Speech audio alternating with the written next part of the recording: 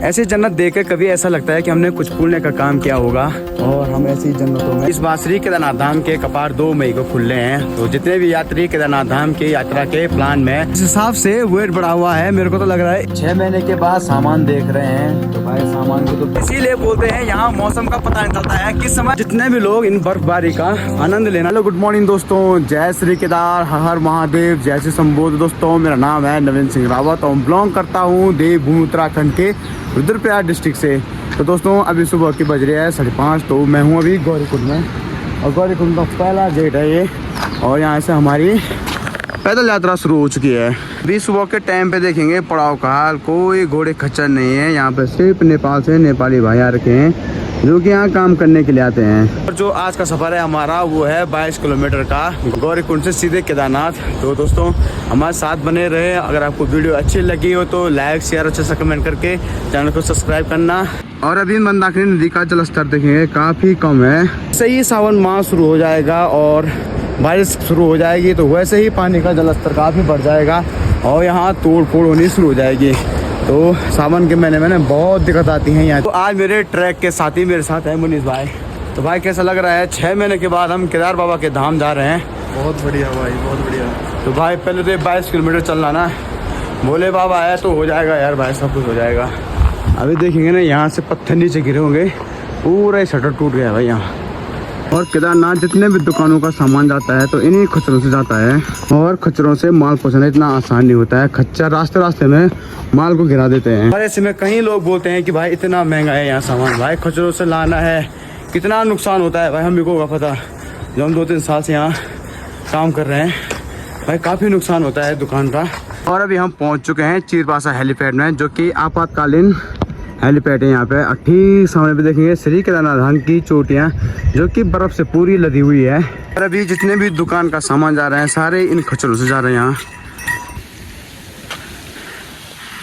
अभी पानी के जलधारों की बात की जाए तो पानी भी काफ़ी कम मात्रा में है, क्योंकि अभी चोटियों में बर्फबारी हो रखी है। जैसे गर्मी का मौसम शुरू हो जाएगा तो बर्फ़ गलना शुरू हो जाएगा और इन जलधाराओं में ना पानी का बहाव तेज मात्रा में हो जाएगा।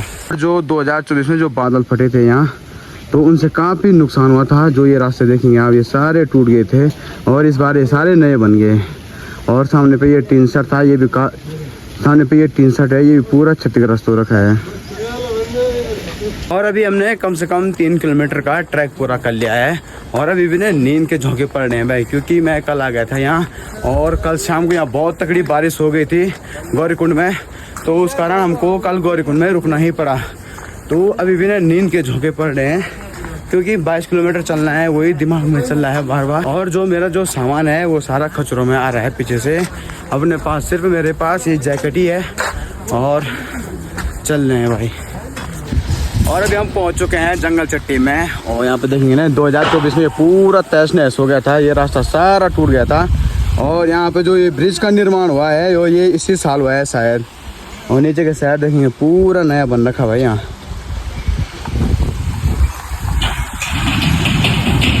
और इस बार श्री केदारनाथ धाम के कपाट 2 मई को खुल रहे हैं, तो जितने भी यात्री केदारनाथ धाम की यात्रा के प्लान में, तो वो अपने साथ अच्छे क्वालिटी के कपड़े और अच्छी क्वालिटी के रेनकोट लेके आए, क्योंकि यहाँ का मौसम का कोई पता नहीं किस समय क्या हो जाए।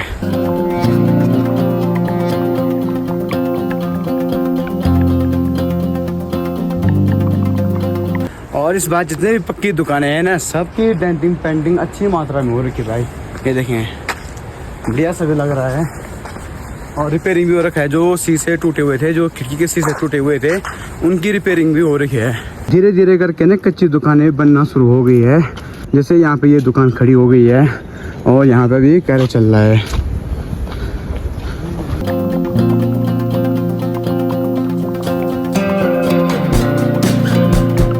रास्तों में देखें कई दुकानें हैं जो कि अभी बनी रही है। जो विश्राम रैन शटर है ना, वो काफी मात्रा में बन रखे हैं भाई। रास्तों में कई जगह देखेंगे, हर जगह नए नए बन रहे हैं ये। और सामने की पहाड़ियों पे देखेंगे ना, काफी बड़ी मात्रा में भूस्खलन हो रखा है। काफी बड़ा नुकसान हुआ होगा जंगल का। इस साइड पूरी मंदाकिनी नदी में मिल रखा है नीचे। तो अभी हम भीमबली में पहुंच चुके हैं और अभी यहाँ पीछे का नज़ारा देखेंगे, यहाँ भी कोई दुकानें नहीं खुली है। और यहाँ की जो ऊपर के साइड देखेंगे ना, यहाँ पे कुछ दुकानें तो बन के रेडी हो गई है। यहाँ पे लोगों ने अपनी जो ठंडी होती है तो प्लॉट होता है वो भी तैयार कर लिया अपना। फटने से यहाँ पर काफ़ी नुकसान हुआ और यहाँ पे देखेंगे इस बार पूरा नया बन गया है यहाँ और एकदम अच्छा भी लग रहा है। जैसे जैसे सफ़र में आगे बढ़ रहे हैं वैसे ही कमर में दर्द होना शुरू हो गया है नहीं भाई? तेरा भी हो रहा है? इसकी तो आवाज़ नहीं निकलनी भाई। मेरे पाँव में भी दर्द होना शुरू हो गया है क्योंकि 6 महीने से हम ऐसे ही मतलब उतना हार्ड वर्क किया नहीं, तो अब हो रहा है कि भाई चले क्यों नहीं 6 महीने। देखिए ना रास्ता पूरा एकदम नया बन रखा भाई, अच्छा भी लग रहा है ये। अभी नेपाली भाई के थ्रू पता चला है इस बार ये रास्ता तैयार नहीं होगा क्योंकि अभी इस पे सीमेंटेड होना बाकी है, तो इस बार इस पर यात्रा नहीं होगी। तो जो ये वाला मार्ग चल रहा है, जो ये पहला पुराना मार्ग है, तो इसी से यात्रा चलेगी। इस बार रास्तों में काफ़ी मात्रा में काम चल रहा है। देखेंगे यहाँ पर कितना सारा सामान रखा है, पूरे रास्तों में देखेंगे पूरे रास्तों में सामान ही सामान रखा हुआ है। रास्ते पे जितने क्षतिग्रस्त हो रखे थे सबकी रिपेयरिंग हो रही है, वो भी बढ़िया ढंग से हो रही है भाई। और जो ऊपर का रास्ता शायद यहीं से होके जा रहा है, जो आपको ऊपर एक दीवार दिखाई दे रही होगी और रास्ता नीचे का साइड भी अच्छा बन रखा है। फिर रामवाड़ा का नज़ारा देखेंगे। यहाँ पे पहले 2 पुल हुआ करते थे। 2024 की आपदा के दौरान यहाँ पे जो ये पुल थे ये क्षतिग्रस्त होकर टूट गए थे और सरकार ने इसी को मद्देनजर रखते हुए यहाँ पे बड़ा पुल का निर्माण किया क्योंकि ये पुल कभी भी टूट सकते हैं। और जो ये पुल बन रहा है ये हाइट पे भी है और सुरक्षित भी है और पक्का भी है। और जो ये पुल है तो किस समय टूट सकते हैं क्योंकि नदी का बहाव किसी भी और आ सकता है।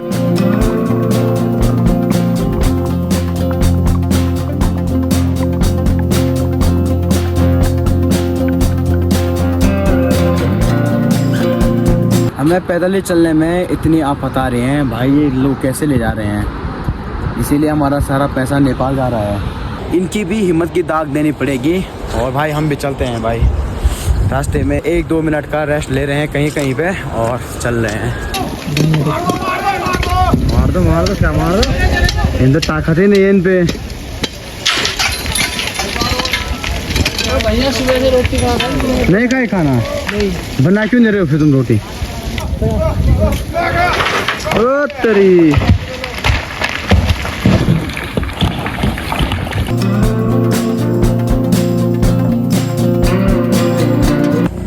तो अभी हम पहुंच चुके हैं यहाँ पे टीएफ पे। और टीएफ की ना केदारनाथ की सबसे भयंकर चढ़ाई है यहाँ पे। यहाँ से ठीक ऊपर जहाँ वो टावर दिखाई दे रहा है वहाँ तक कड़ी चढ़ाई है यहाँ पे। तो भाई इसको पार करना है और आज काफ़ी दिनों के बाद ऐसे चल रहे हैं, पैदल चल रहे हैं, तो भाई बहुत भयंकर ना पाँव में दर्द हो रहा है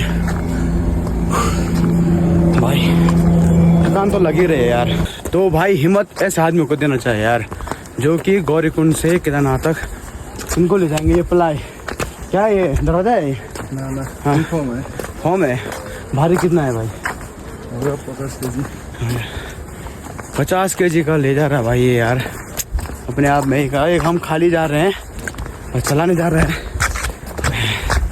तो लगभग हमने टीएफ की चढ़ाई पार कर ली है और अभी थोड़ी सी यहाँ तक बची हुई है जो केदारनाथ की टप चढ़ाई है। तो वो यही है भाई, सबसे भयंकर चढ़ाई यहीं पे होती है। और अब धीरे धीरे करके हमको ग्लेशियर भी दिखाई दे रहे हैं।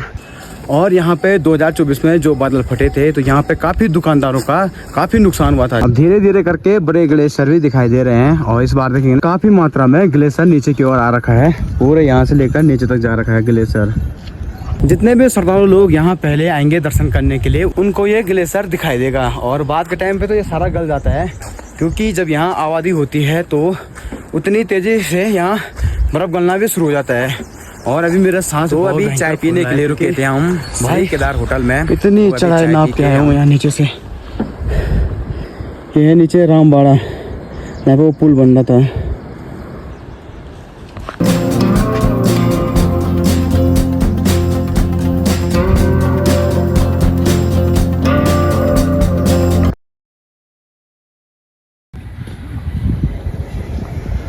अब निकल गए हैं अपनी मंजिल की ओर। मौसम की बात की जाए तो अच्छी खासी धूप लगी हुई है और श्री केदारनाथ धाम की चोटियों पे देखेंगे आप बर्फ ऐसे चमक रही है जैसे व्हाइट सिल्वर के जैसे।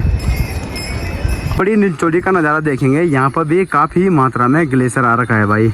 और यहाँ से लेकर ठीक नीचे जा रखा है ये ग्लेशियर भी। यहाँ से अपने आप में एक अद्भुत सा नज़ारा आ रहा है यहाँ से।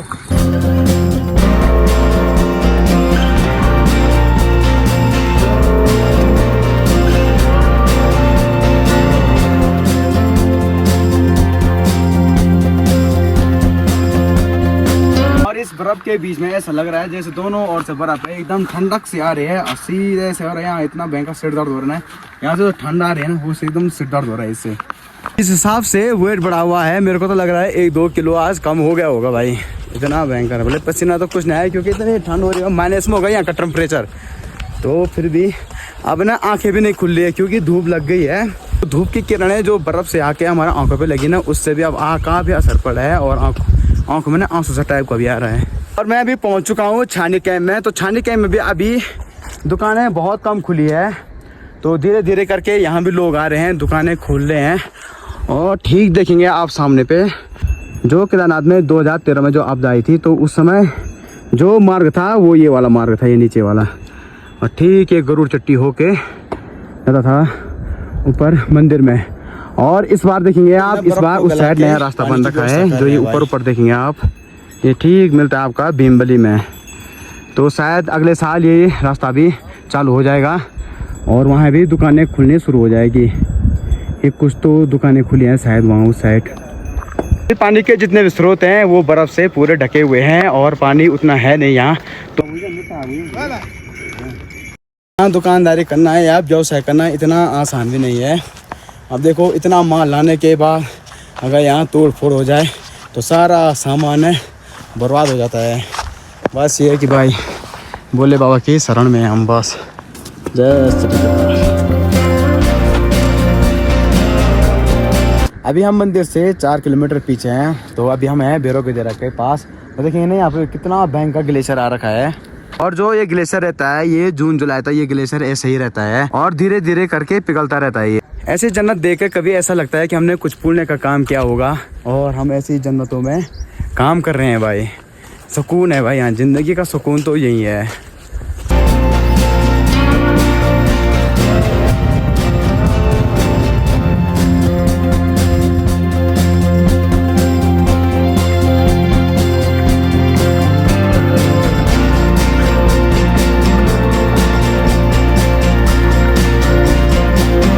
और जितने भी लोग इन बर्फबारी का आनंद लेना चाहते हैं तो वो मई माह के 1st या 2nd वीक में आए, क्योंकि धीरे धीरे करके ये बर्फ़ भी शरीर पिघलता रहता है और सामने की जो रास्तों की साइड है ना ये सारा गल जाएगा कुछ टाइम बाद। और ये ग्लेशियर तो काफ़ी टाइम तक रहता है, मतलब लगाओ जून जुलाई तक ये ग्लेशियर ऐसे रहता है। तो आप सब आए, श्री केदार बाबा आप सबकी मनोकामनाएं पूरी करें। जितने भी लोग केदारनाथ धाम की यात्रा के लिए प्लान बना रहे हैं तो सबकी मनोकामनाएं पूरी हो। तो दोस्तों अब लास्ट चढ़ाई बची हुई है और इसको पार कर लेंगे ना तो हमारी मंजिल आ जाएगी भाई। ये लास्ट चढ़ाई बची हुई है। तो अभी यहाँ भी दुकानें नहीं खुली है, पता नहीं इतना लेट क्यों कर दिया यहाँ। हिसाब से हम चल रहे हैं लेट, वैसे ही ये भी चल रहे हैं। मेरा घर में काम था इस कारण मैं लेट से आ गया, नहीं तो मैं 15 दिन या 1 महीने पहले मैं आ जाता हूँ भाई यहाँ। इस बार थोड़ा लेट हो गया मेरे से। दोस्तों इतना लंबा सफ़र पार करने के बाद फाइनली पहुँच चुके हैं हम अपने डेस्टिनेशन पे। और यहाँ पे आकर इतना सुकून मिल रहा है ना, हम यहीं पे बैठे रहते हैं शाम को और यहीं से कैंप के लिए यात्रियों को अपने कैंप के लिए कहते हैं, यहीं से हम अपने कैंप लगाते हैं इसी पत्थर में आके। एकदम सुकून मिल रहा है भाई और जन्नत का नज़ारा देखेंगे आप, एकदम क्या खूबसूरत लग रहा है भाई। और अभी मैं काफ़ी दिनों के बाद ब्लॉगिंग कर रहा हूँ तो उस हिसाब से मेरे से बोला नहीं जा रहा है। धीरे धीरे करके 2-3 ब्लॉग मैं डेली करूँगा तो उसके बाद ऑटोमेटिकली हो जाएगा भाई। घोड़ा पड़ाव का नज़ारा देखेंगे आप, यहाँ पे देखेंगे दुकानें भी शुरू हो गई है बननी।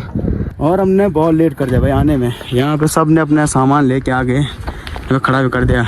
भेज प्रणाम वो ले यहाँ से ना और भेज प्रणाम सब बढ़िया।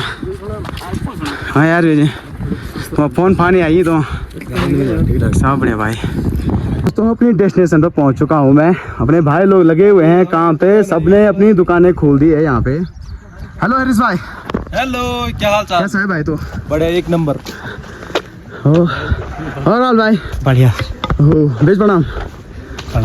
क्या हाल चाल तो कब लेकिन तुम यो तो भाई जहाँ सामान रखा हुआ है वहाँ तो पहुँच गए हैं।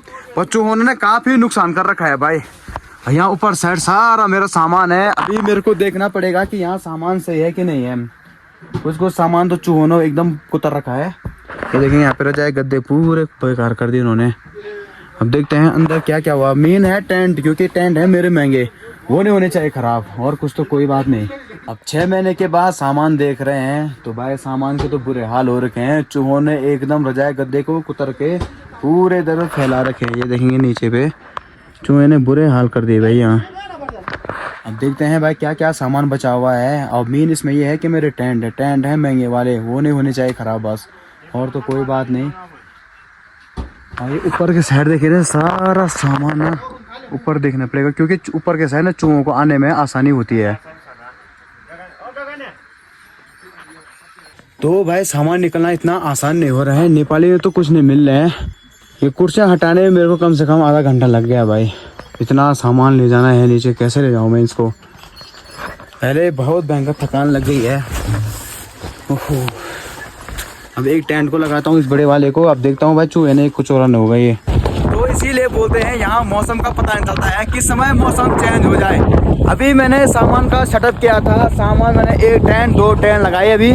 और दुकान का देखेंगे, दुकान में भी खड़ी करनी थी और तब तक बारिश हो गई है। बड़ा मौसम का नज़ारा लो, क्या गजब का मौसम है भाई। तो दोस्तों आज की वीडियो को इतना ही रखता हूँ। अगर आपको वीडियो अच्छी लगी हो तो लाइक शेयर और अच्छा सा कमेंट करके चैनल को सब्सक्राइब करना। मिलते हैं आपको ऐसे नेक्स्ट वीडियो में, तब तक के लिए बाय।